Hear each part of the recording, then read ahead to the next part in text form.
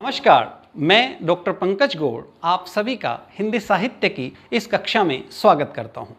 प्रिय विद्यार्थियों, आज हम पढ़ेंगे रघुवीर सहाय जी की बहुचर्चित बहुप्रशंसित कविता कैमरे में बंद अपाहिज।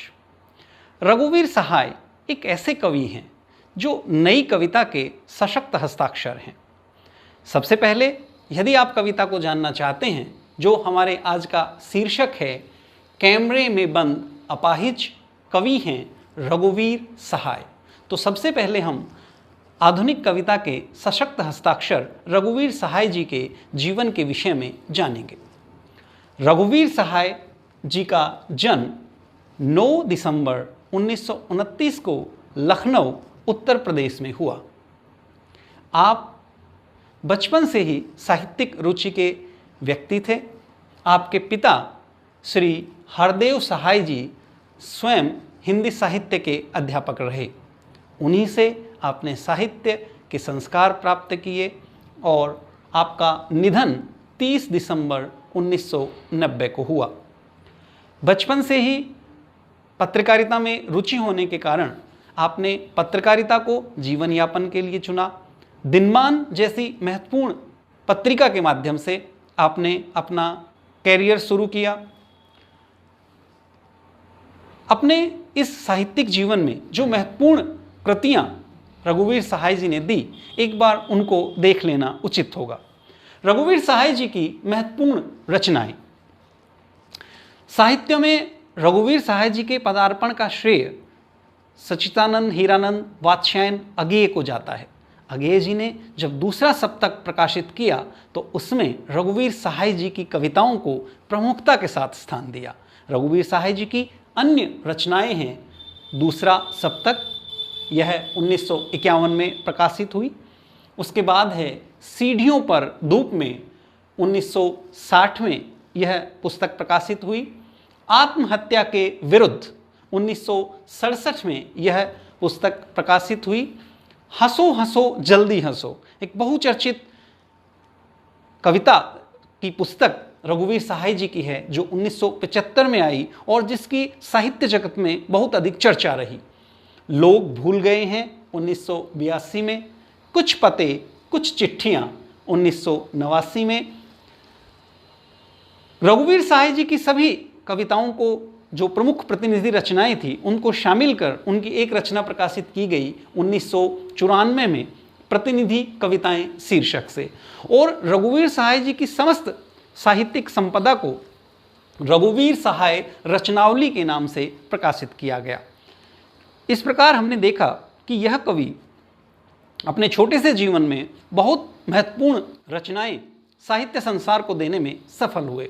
अब हम देखेंगे कि वे ऐसी कौन सी काव्यगत विशेषताएं हैं जिनके माध्यम से रघुवीर सहाय जी आज भी एक लोकप्रिय कवि के रूप में हमारे सामने आते हैं। रघुवीर सहाय जी की कविताओं में राजनीतिक चेतना, सामाजिक चेतना, व्यंग, भाषा शैली, स्त्रियों के प्रति उनके विचार, समाज के प्रति उनके विचार और समाज का जो अंतिम बहुत कमेरा वर्ग है उसको साहित्य की मुख्य धारा में लाने का श्रेय रघुवीर सहाय जी को है। अपनी बात कितने बेबाक तरीके से वे कहते हैं और राजनीति में कैसे श्रेष्ठ नेताओं के, बड़े नेताओं के सीधे नाम लेने का सामर्थ्य वे रखते हैं, यह रघुवीर सहाय जी की कविता की प्रमुख विशेषता है। जैसे हम देखते हैं अपनी राजनीतिक चेतना को किस प्रकार से वे व्यक्त करते हैं।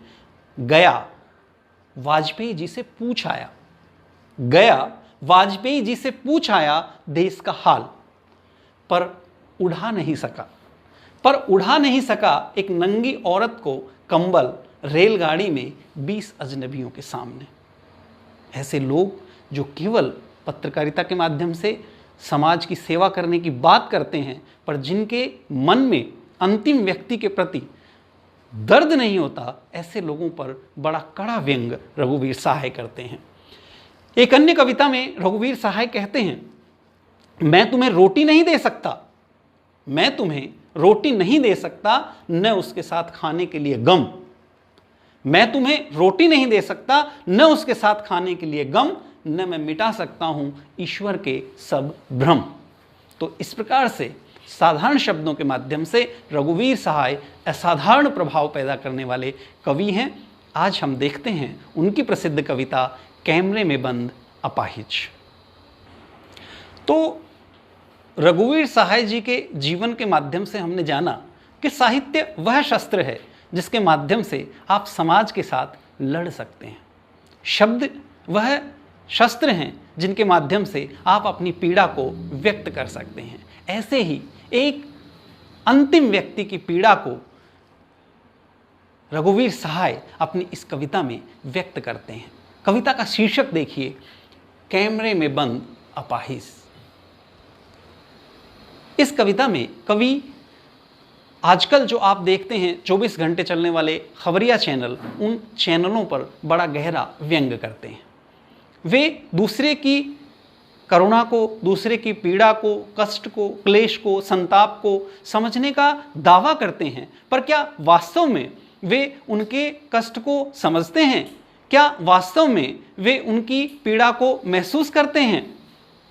कवि ऐसे ही प्रश्न इस कविता में उठाते हैं। सबसे पहले कविता के इन 2 पद्यांशों की वाचन करते हैं। देखिए, हम दूरदर्शन पर बोलेंगे, हम दूरदर्शन पर बोलेंगे, हम समर्थ शक्तिवान। हम एक दुर्बल को लाएंगे एक बंद कमरे में, उससे पूछेंगे तो आप क्या अपाहिज हैं? तो आप क्यों अपाहिज हैं? तो क्या आप अपाहिज हैं? तो आप क्यों अपाहिज हैं? आपका अपाहिजपन दुख देता होगा, देता है। तो आपका अपाहिजपन दुख देता होगा, देता है। कैमरा दिखाओ इसे बड़ा बड़ा। हाँ, तो बताइए आपका दुख क्या है? जल्दी बताइए, वह दुख बताइए, बता नहीं पाएगा। जल्दी बताइए, वह दुख बताइए, बता नहीं पाएगा। सोचिए, बताइए, आपको अपाहिज होकर कैसा लगता है? आपको अपाहिज होकर कैसा लगता है? कैसा यानी कैसा लगता है? हम खुद इशारे से बताएंगे कि ऐसा। हम खुद इशारे से बताएंगे कि ऐसा। सोचिए, बताइए, थोड़ी कोशिश करिए, यह अवसर खो देंगे। आप जानते हैं कि कार्यक्रम रोचक बनाने के वास्ते हम पूछ पूछ कर उसे रुला देंगे। आप जानते हैं कि कार्यक्रम रोचक बनाने के वास्ते हम पूछ पूछ कर उसे रुला देंगे। इंतजार करते हैं आप उसके रो पड़ने का। यह प्रश्न पूछा नहीं जाएगा। तो इस प्रकार हम देखते हैं कि कैमरे में बंद अपाहिज एक व्यक्ति की पीड़ा को, करुणा को व्यक्त करने वाली कविता है। जब हम किसी भी कविता की व्याख्या करते हैं तो प्राय उसमें 3 तरह की स्थितियां हम रखते हैं: प्रसंग, व्याख्या और विशेष। आप जानते हैं, विशेष के अंतर्गत हम भाव की बात करते हैं, भाषा की बात करते हैं, भाव और कला पक्ष की बात करते हैं, शिल्प पक्ष की बात करते हैं, और भाषा के अंतर्गत हम छंद की बात करते हैं, अलंकारों की बात करते हैं, छंदोबद्धता की बात करते हैं, छंद मुक्तता की बात करते हैं, और भाव साम्यता की बात करते हैं। क्योंकि यही वे तत्व हैं जो किसी कविता को कविता बनाते हैं। तो इन्हीं मानदंडों के आधार पर हम इस कविता का मूल्यांकन करने का प्रयास करेंगे। प्रसंग आपको पता है, यह कविता रघुवीर सहाय जी की लोग भूल गए हैं ये संकलित एक कविता है, और इसकी व्याख्या अब आप देखेंगे। दूरदर्शन के जो कर्मचारी हैं, दूरदर्शन पर जो कार्यक्रम का प्रस्तुत करने वाला प्रस्तोता है, वह एक अपाहिज व्यक्ति को, यद्यपि मैं आपको बता दूं कि आजकल हम अपाहिज शब्द का इस्तेमाल नहीं करते, और इसके लिए और अच्छा और बेहतरीन सकारात्मक शब्द हम लोगों के पास है, दिव्यांग। तो ऐसे दिव्यांग व्यक्ति को लाते हैं, और लाने के बाद उससे पूछते हैं, कैसे कैसे बेतुके सवाल उससे किए जाते हैं, जिन सवालों के कोई मायने नहीं हैं। उससे सवाल किया जाता है, क्या आप अपाहिज हैं? आप क्यों अपाहिज हैं? जैसे अपाहिज होने का उसे चाव है, जैसे वह शौकिया तौर पर अपाहिज है। और ये प्रश्न इसलिए किए जाते हैं ताकि उसके दर्द को कुरेदा जा सके। ताकि उसकी आत्मा को झकझोरा जा सके, ताकि उसकी उस पीड़ा को बेच करके उसके माध्यम से पैसा कमाया जा सके।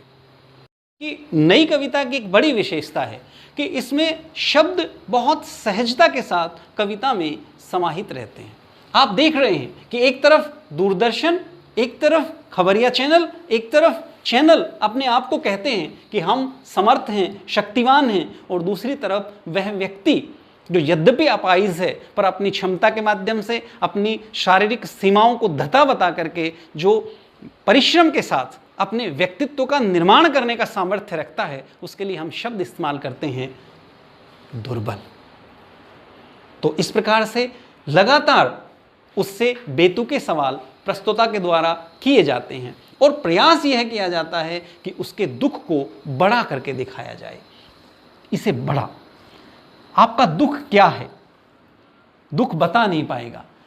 प्रयास ये किए जाते हैं कि लगातार उस व्यक्ति को खुद बताया जाए, हम खुद इशारे से बताएंगे कि क्या ऐसा, ताकि इस चीज़ को समझ करके वह व्यक्ति अपनी पीड़ा को व्यक्त करते करते रो पड़े और उसके माध्यम से चैनल पैसा कमा सकें। यही महत्वपूर्ण उद्देश्य रहता है। तो इस प्रकार हमने कविता के 2 पद देखे।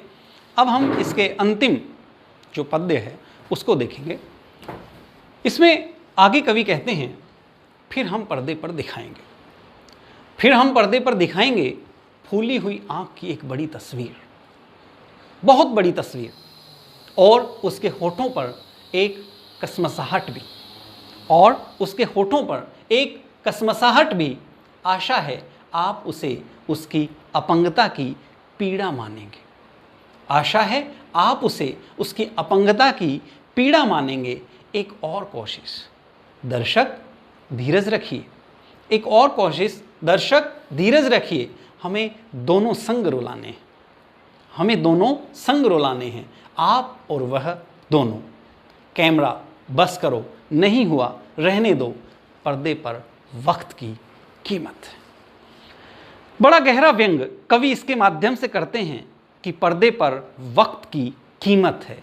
उस व्यक्ति की कोई कीमत नहीं है जिस व्यक्ति के माध्यम से यह पर्दा जीवित है, जिस व्यक्ति के माध्यम से, जिसकी पीड़ा को बेच करके यह पैसे कमाना चाहता है, अपनी टीआरपी बढ़ाना चाहता है, उस व्यक्ति की कीमत नहीं है, पर पर्दे पर वक्त की कीमत है। और इस वक्त की कीमत को वसूलने के लिए वे क्या करना चाहते हैं?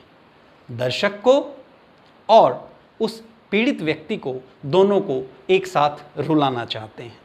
वे उसके फूली हुई आंख की बड़ी बड़ी तस्वीर दिखाना चाहते हैं।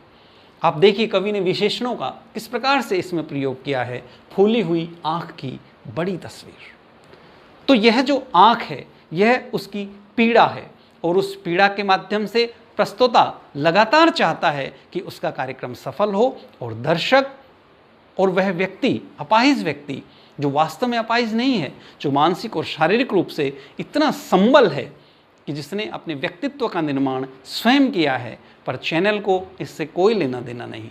तो इस प्रकार कवि ने इन पंक्तियों के माध्यम से लगातार ऐसे चैनलों की व्यावसायिकता पर गहरा प्रहार किया है। हम इसी मायने में कविताओं को कालजयी कहते हैं, क्योंकि वे समय के साथ अपनी अर्थवता को खोती नहीं है। इसीलिए हम कहते हैं शब्दार्थो सहितो वाक्यम काव्यम, कि अर्थ के साथ निरंतर उनमें वृद्धि होती रहती है।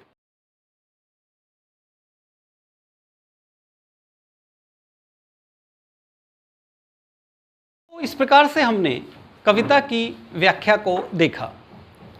नई कविता की एक बड़ी विशेषता होती है कि यह कविता अपने अंदर बौद्धिकता को समाहित किए हुए है। आप लगातार अनेक ऐसे स्थान आएंगे जिसमें नए नए प्रश्नों से आप जूझते रहते हैं। आप कविता के उन श्रेष्ठतम सोपानों का रसास्वादन कर पाते हैं। अब हम देखेंगे कि कविता में कौन कौन से अभ्यास के प्रश्न उत्तर हैं, ताकि उनके माध्यम से हम अभ्यास कार्य कर सकें। सबसे पहला प्रश्न कविता में है, कविता में कुछ पंक्तियां कोष्ठकों में रखी गई हैं। आपकी समझ से इसका क्या औचित्य है? आप जानते हैं कि कविता में भाषा एक महत्वपूर्ण आयाम है। भाव को भाषा के माध्यम से हम व्यक्त करते हैं और उस भाषा में नए नए प्रयोग कवियों के द्वारा किए जाते हैं। नई कविता में यह प्रयोग बहुतायत मात्रा में किए गए हैं और इसीलिए कुछ लोग एक पूरे वाद को प्रयोगवाद की संज्ञा देते हैं। इसी क्रम में रघुवीर सहाय जी ने अपनी इस कविता में कविता को अधिक प्रभावशाली बनाने के लिए कोष्ठकों का प्रयोग किया है। उन्होंने अनेक स्थानों पर उन भावों को व्यक्त करने के लिए जो प्रस्तुता के भाव हैं या दर्शक के भाव होने चाहिए या मन के जो आंतरिक भाव हैं, जो सही अर्थों में कविता के माध्यम से व्यक्त नहीं किए जाने चाहिए, पर उन्हें भी व्यक्त करके एक अभिनव प्रयोग किया है। तो निश्चित रूप से कोष्ठकों में इन प्रयोगों के द्वारा कविता का अभिव्यंजना की जो क्षमता है वो बहुत अधिक बढ़ गई है। अब हम दूसरा प्रश्न कविता का देखते हैं। दूसरा प्रश्न है, कैमरे में बंद अपाहिज करुणा के मुखौटे में छिपी हुई। कैमरे में बंद अपाहिज करुणा के मुखौटे में छिपी हुई क्रूरता की कविता है। विचार करें, कैमरे में बंद अपाहिज कविता करुणा के मुखौटे में छिपी हुई क्रूरता की कविता कैसे है? देखिए, करुण एक ऐसा रस है जो श्रेष्ठतम रसों में माना जाता है। हम मानते हैं कि आदि कवि वाल्मीकि ने जब रामायण की रचना की तो उसके मूल में करुण रस था। उन्होंने दो पक्षियों की पीड़ा को देखा और इससे वे इतने आहत हुए कि साहित्य उनके मुख से फूट पड़ा। हम मानते हैं कि जो साहित्यकार हैं, जो साहित्य का रसास्वादन करने का सामर्थ्य रखते हैं या साहित्य से जुड़े हुए हैं, वे दूसरे की पीड़ा को सबसे पहले महसूस करते हैं। वे अपनी संवेदनाओं को भाषा के माध्यम से इसीलिए व्यक्त किए करते हैं जिससे मानवीय सभ्यता के कष्ट और क्लेश व्यक्त किए जा सकें। तो इसलिए हम करुण को श्रेष्ठतम रस मानते हैं और यह एक ऐसी कविता है जो उस करुणा का सौदा करती है। एक अपंग व्यक्ति जो अपनी करुणा को अपनी ताकत बनाता है, जो अपने शारीरिक संभावनाओं को, शारीरिक सीमाओं को धता बता करके अपने आप को एक मजबूती के साथ प्रस्तुत करता है। एक चैनल दूरदर्शन के रूप में जिसको प्रस्तुत किया गया है या जिसके प्रति दूसरे सभी चैनलों को माना जा सकता है, जो व्यावसायिकता को परम धर्म मानते हैं, तो वे उस व्यक्ति की पीड़ा का सौदा करते हैं। वास्तव में उनके हृदय में बहुत गहरी क्रूरता है और उस व्यक्ति की करुणा का सौदा कर वे अपनी क्रूरता को छिपाना चाहते हैं। तो इस प्रकार यह एक ऐसी कविता है जो करुणा के मुखौटे में छिपी हुई क्रूरता की कविता है और हमारे सामने अनेक ऐसे नए प्रश्न पैदा करती है जिसके माध्यम से समाज की वास्तविक तस्वीर को हम समझ पाते हैं। अब हम चलते हैं तीसरे प्रश्न की ओर। तीसरा हमारा प्रश्न है, हम समर्थ शक्तिवान और हम एक दुर्बल को लाएंगे। पंक्ति के माध्यम से कवि ने क्या व्यंग किया है? कवि व्यंग करना चाहता है कि एक तरफ जो चैनल होते हैं जिनके ऊपर बहुत बड़ी जिम्मेदारी राष्ट्र का निर्माण करने की है, जिनके ऊपर बड़ी जिम्मेदारी सामाजिक समस्याओं को प्रकट करने की है, जिनका ऊपर बड़ी जिम्मेदारी तमाम तरह की नीतियों का मूल्यांकन और विश्लेषण करने की है, वे अपनी उस जिम्मेदारी से भाग रहे हैं। यद्यपि वे अपने आप को कहते हैं कि वे समर्थ हैं, शक्तिवान हैं, लेकिन वे पैसा कमाने के लिए ऐसे लोगों का इस्तेमाल करते हैं जो दुर्बल हैं उनकी नज़र में। वास्तव में वे लोग दुर्बल नहीं हैं, उन्होंने अपने शरीर की संभावनाओं पर काबू पा लिया है, उन्होंने समाज के साथ सामंजस्य बैठाना सीख लिया है, उनके पास अंग हैं पर वे दिव्य प्रकार के हैं, इसलिए वे दुर्बल नहीं हैं। पर वे चैनल जो उनके माध्यम से पैसा कमाना चाहते हैं, जो अपने आप को सबल कहते हैं, शक्तिमान कहते हैं, वे वास्तव में उनके माध्यम से पैसा कमाना चाहते हैं। और यही व्यंग इस पाठ में, इस कविता में रघुवीर सहाय जी ने किया है। अब हम अगला प्रश्न इस कविता का देखते हैं। अगला प्रश्न है, यदि शारीरिक रूप से चुनौती का सामना कर रहे व्यक्ति और दर्शक दोनों एक साथ रोने लगेंगे तो उससे प्रश्नकर्ता का कौन सा उद्देश्य पूरा होगा? शारीरिक रूप से चुनौती का सामना कर रहा व्यक्ति यानी अपाहिज और दर्शक जिनके माध्यम से चैनल को पैसा मिलता है, तो वो दोनों रुलाना चैनल का उद्देश्य क्यों है? क्योंकि पर्दे पर वक्त की कीमत है। चैनल उसके माध्यम से पैसे कमाना चाहता है और इसी पैसे की भूख ने उसकी तमाम करुणा को समाप्त कर दिया है। वह दुर्बल लोगों के भी अपना आहार बनाना चाहता है, वह उनके माध्यम से भी पैसा कमाना चाहता है। इस बात को लेखक ने, कवि ने बहुत ही सक्षमता के साथ व्यक्त किया है और इससे प्रश्नकर्ता का पैसा कमाने का जो उद्देश्य है वह पूरा होता है। अभ्यास के प्रश्न उत्तर में 5वां प्रश्न है, पर्दे पर वक्त की कीमत है। पर्दे पर वक्त की कीमत है कहकर कवि ने पूरे साक्षात्कार के प्रति अपना नजरिया किस रूप में रखा है? पर्दे पर वक्त की कीमत है, सूत्र पंक्ति इस कविता की है। इसके माध्यम से कवि ने लगातार उन चैनलों के द्वारा अपने व्यावसायिक हितों को प्राथमिकता दिए जाने की बात हमारे सामने रखी है।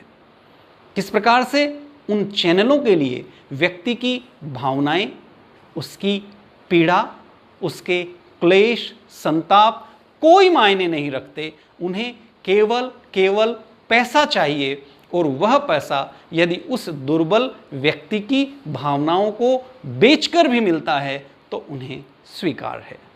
इसके प्रति गहरा जो नज़रिया है वो इस पूरे साक्षात्कार के प्रति कवि ने रखा है। आप देखते हैं कि उस साक्षात्कार में प्रश्न करने वाला जो प्रस्तोता है वो किस प्रकार के बेतुके प्रश्न करता है। आप अपाहिज क्यों हैं? क्या अपाहिज होना किसी के लिए शोक हो सकता है या उस अपाहिजपन में उसका क्या योगदान है? तो इस तरह के प्रश्न केवल इसलिए किए जा सकते हैं ताकि उस पीड़ित व्यक्ति को और अधिक पीड़ा पहुंचाई जा सके, इसके माध्यम से उसको रुलाया जा सके और उसके आंसुओं का सौदा किया जा सके। तो साक्षात्कार के माध्यम से एक नई तरह की स्थिति कवि ने हमारे समक्ष रखी है।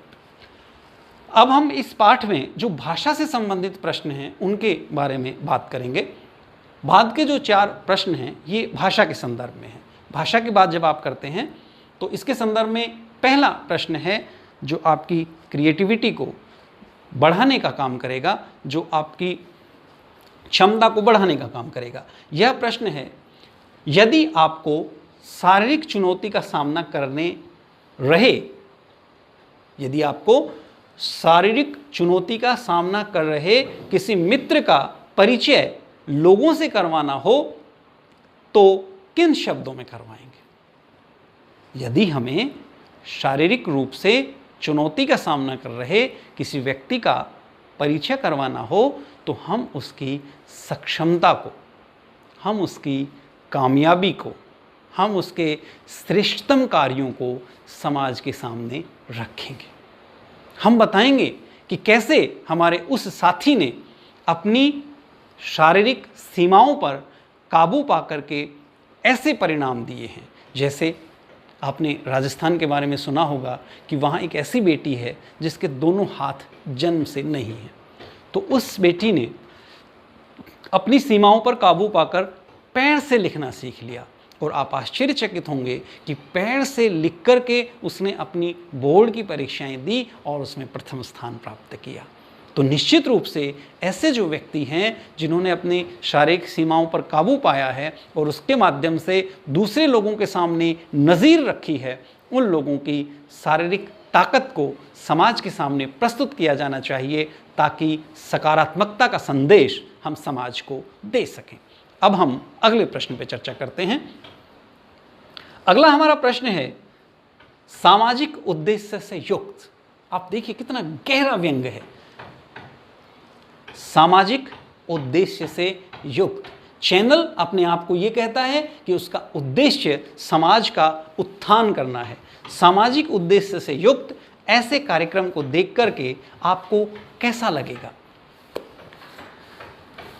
देखिए, यदि कोई कार्यक्रम सही अर्थों में सामाजिक उद्देश्य से युक्त है और उसका भाव समाज को दिशा देने का है, यदि उसके माध्यम से वास्तव में समाज को एक ऐसा संदेश देने का काम किया जा रहा है जिससे कि समाज का मार्गदर्शन हो, तो निश्चित रूप से वह कार्य सराहनीय है। पर यदि समाज के ऐसे जिम्मेदार लोग समाज को धोखा देने के लिए सामाजिक उद्देश्य का नाम लेते हैं, तो ऐसे लोगों की आलोचना होनी चाहिए, अवहेलना होनी चाहिए। यही इस कविता का मुख्य विषय है। कविता में इसी लिहाज से बौद्धिकता है कि कविता हमें सचेत करना चाहती है कि वे लोग जो अपने आप को समर्थ, शक्तिवान बताते हैं, वे लोग जो अपने आप को सामाजिक उद्देश्य का चोला पहने हुए हैं और उसके बाद भी केवल और केवल अपने व्यावसायिक हितों की साधना करना चाहते हैं, तो ऐसे लोगों से हमें सचेत हो जाना चाहिए। अगला जो प्रश्न है उस पर हम विचार करें। अगला प्रश्न है, यदि आप इस कार्यक्रम के दर्शक हैं, ऐसा कोई कार्यक्रम आप देखते हैं और यदि आप उसमें दर्शक हैं, तो टीवी पर ऐसे सामाजिक कार्यक्रम को देखकर एक पत्र में अपनी प्रतिक्रिया दूरदर्शन के निदेशक को भेजें। यदि आप इस कार्यक्रम के दर्शक हैं तो टीवी पर ऐसे सामाजिक कार्यक्रम को देखकर एक पत्र में अपनी प्रतिक्रिया दूरदर्शन के निदेशक को भेजें।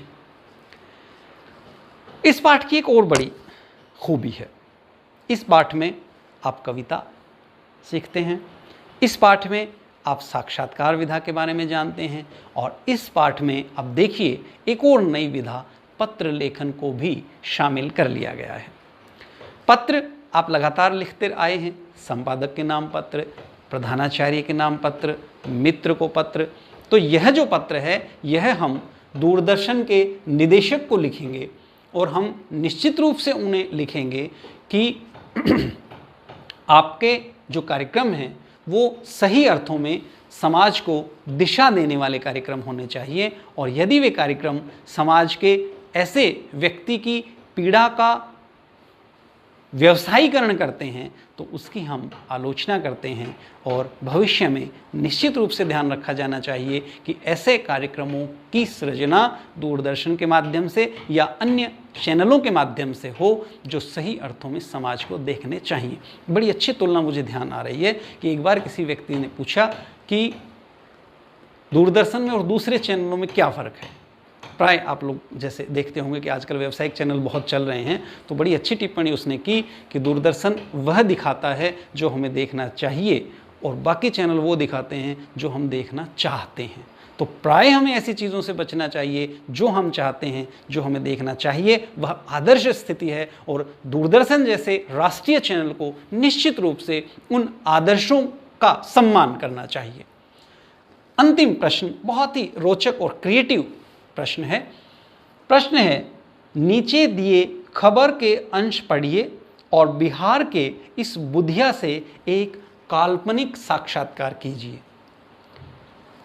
इसमें एक खबर को शामिल किया गया है। चूंकि बड़े पत्रकार हमारे कवि महोदय रहे हैं तो इसमें एक खबर रखी गई है और उसके माध्यम से आप एक काल्पनिक साक्षात्कार उस खबर में जिस व्यक्ति के बारे में बताया गया है उससे करेंगे। खबर के थोड़े से अंश को मैं पढ़ देता हूँ। खबर है उम्र 5 साल, संपूर्ण रूप से विकलांग और दौड़ में गया 5 किलोमीटर। सुनने में थोड़ा अजीब लगता है, लेकिन यह कारनामा कर दिखाया है पवन ने। बिहारी बुधिया के नाम से प्रसिद्ध पवन जन्म से ही विकलांग है। इनके दोनों हाथों को पुलवा नहीं है, जबकि पैर में सिर्फ एड़ी है। इस खबर को थोड़ा और विस्तार दिया गया है और इसके माध्यम से जो पवन जी हैं, जिन्होंने अपने शरीर की सीमाओं पर काबू पाया है, आप उनका साक्षात्कार करेंगे, काल्पनिक साक्षात्कार करेंगे। तो निश्चित रूप से एक साक्षात्कार के लिए आपको कुछ प्रश्न पहले से तैयार कर लेने चाहिए, कि जैसे नाम, आप करते क्या हैं, आपकी पारिवारिक पृष्ठभूमि क्या है, इतना श्रेष्ठ कार्य करने की प्रेरणा आपको कहाँ मिली और आप समाज को क्या संदेश देना चाहते हैं। तो ये ऐसे प्रश्न हैं जिनके माध्यम से समाज को एक संदेश मिलता है। प्रिय विद्यार्थियों, आज हमने पढ़ा कैमरे में बंद अपाहिज रघुवीर सहाय। रघुवीर सहाय जी की यह बहुचर्चित, बहुप्रशंसित कविता है और निश्चित रूप से इसका रसास्वादन आपको साहित्यिक आनंद प्रदान करेगा, ऐसी मेरी कामना है। धन्यवाद। आपका दिन शुभ हो।